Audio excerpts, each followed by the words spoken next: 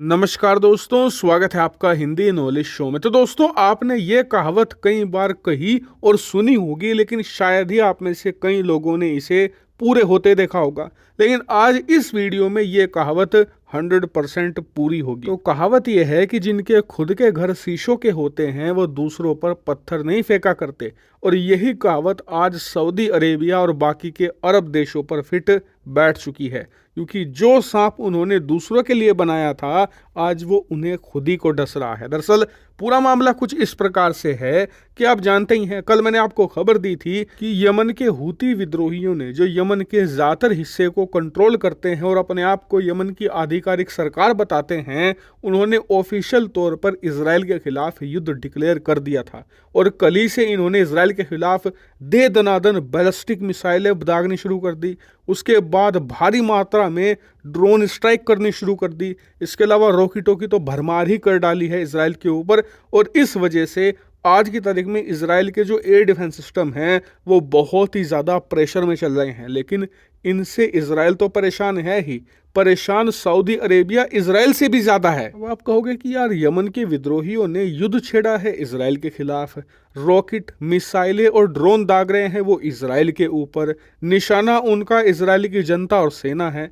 तो इससे Saudi Arabia परेशान क्यों है, या फिर उसे इजराइल से भी ज़्यादा नुकसान क्यों हो रहा है? तो मैं आपको समझाता हूँ। देखिए, सबसे पहले तो ये जान लीजिए कि यमन के हूती विद्रोही और सऊदी अरेबिया भले मुस्लिम कंट्रीज हों, लेकिन दोनों के बीच में जबरदस्त दुश्मनी है, एक दूसरे के कट्टर दुश्मन हैं। और अब से 1.5-2 साल पहले तक तो इनमें करीबन 6 साल लंबा युद्ध भी चला है।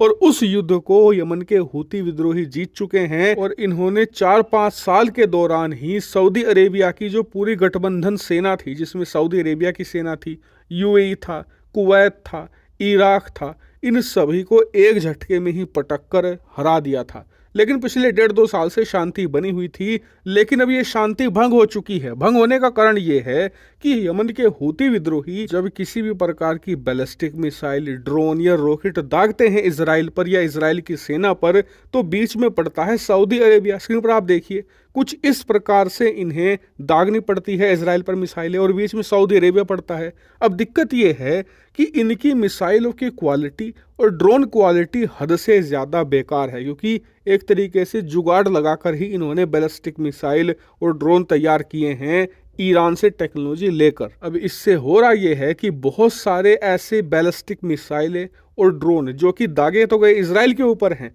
लेकिन ख़राब क्वालिटी की वजह से वो मिसफायर होकर सऊदी अरब की ज़मीन पर गिर रहे हैं। और आने वाले समय में ये संख्या और ज़्यादा बढ़ जाएगी। हालांकि अभी तक इससे सऊदी अरेबिया को जान माल का नुकसान भले ही ना हुआ हो, लेकिन खतरा हद से ज़्यादा बड़ा है, क्योंकि जिस ट्रैजेक्टरी में मिसाइलें दागी जा रही हैं वहीं पर पड़ते हैं मक्का मदीना, जो कि ना सिर्फ सऊदी अरब बल्कि पूरी दुनिया के मुसलमानों के लिए पवित्र हैं। और आने वाले समय में हज का महीना शुरू होने वाला है, जहां पर दुनिया भर से लाखों करोड़ों लोग मक्का मदीना में आएंगे। इतना ही नहीं, इसी कोस्टल एरिया के पास सऊदी अरब का दूसरा सबसे बड़ा आबादी वाला शहर जेद्दा भी पड़ता है। ऐसे में अगर कोई भी ऐसी बैलिस्टिक मिसाइल जो मिसफायर हो गई है इन आबादी वाले इलाकों में लैंड करती है, तो उससे न सिर्फ सऊदी अरब के लोगों की जान माल का नुकसान है, बल्कि जो विदेशी लोग यहाँ पर हज करने आ रहे हैं उनकी जान को भी खतरा हो सकता है। और इसीलिए सऊदी अरेबिया बुरी तरीके से फंस चुका है, क्योंकि जो इजराइल युद्ध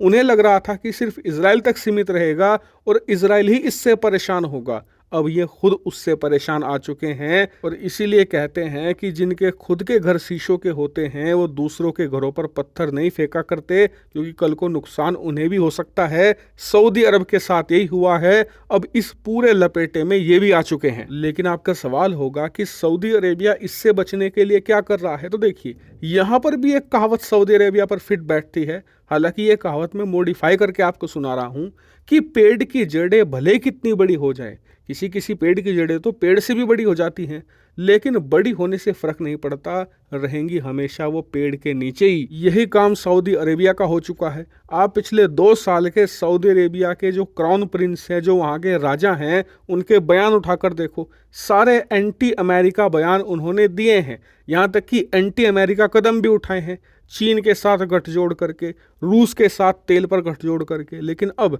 जब ये मुसीबत में आए हैं, ना तो इन्हें चीन बचाने आया है, ना ही रूस बचाने आया है। बचाने कौन आया है?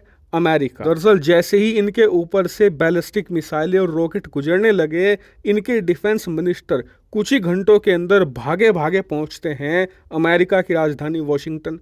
पहले वहां उन्हें घंटों इंतजार करवाया जाता है क्योंकि अमेरिका इनसे कतई भी खुश नहीं है। लेकिन खैर, आखिरकार अमेरिका के जो डिफेंस सेक्रेटरी हैं वो इनसे मिलते हैं, इनकी समस्या सुनते हैं और आखिरकार अमेरिका इनकी मदद करने को तैयार होता है।